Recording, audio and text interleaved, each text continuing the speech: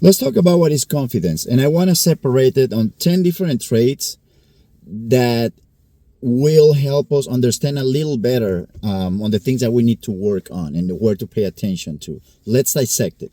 The first thing is that different to what a lot of people think, confidence is not about fame, money, or public praise. It's more about what you are at the core of the person that you are, how you carry yourself. Our presence sends a silent message, and that silent message is pretty much what embraces a confidence in the person. So the first thing I want to talk about is inner trust. When you're at ease with yourself, you're at peace with the things that you believe, that your perceptions and what you can, how you think. You trust that you can handle situations that situations that life throws at you, and you can find the solutions, and finding new perspectives, even if it means that you're gonna change perceptions and beliefs that are probably outdated or mistaken. So you're at peace changing the way you think or changing perceptions that you had, and you're capable of changing that, making that shift mentally. The second thing is self-acceptance. Self-acceptance is pretty much knowing and accepting who you are with your flaws and your strengths. And you know that those flaws and strengths, they don't really define you. Neither of them, neither the flaws nor the strengths. They don't define you. You're a person that is consistently growing. You never stop changing. The third one is acting in uncertainty. This is people that even when they found in situations when, I don't know, I'm on unfamiliar territory. I don't really know what's going on here, but doesn't stop me or stop them from taking action.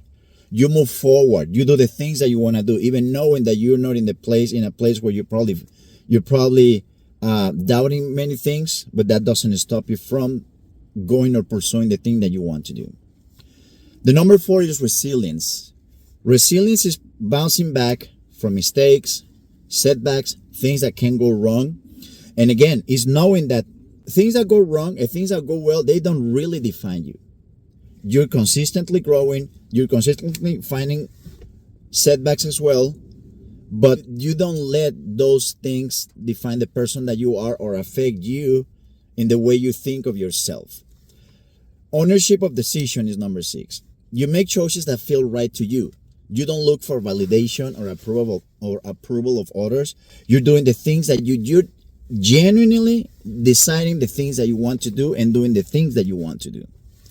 Number 7, self-respect is holding your own standards and boundaries. It's just like, I trust this and I'm gonna stick to this. These are my standards, and this is this is how I behave. And it doesn't matter if other people or most people their behavior is different. I'm going to stick to what I think is right and the way that I want to behave. And these are my values and my integrity and my ethics.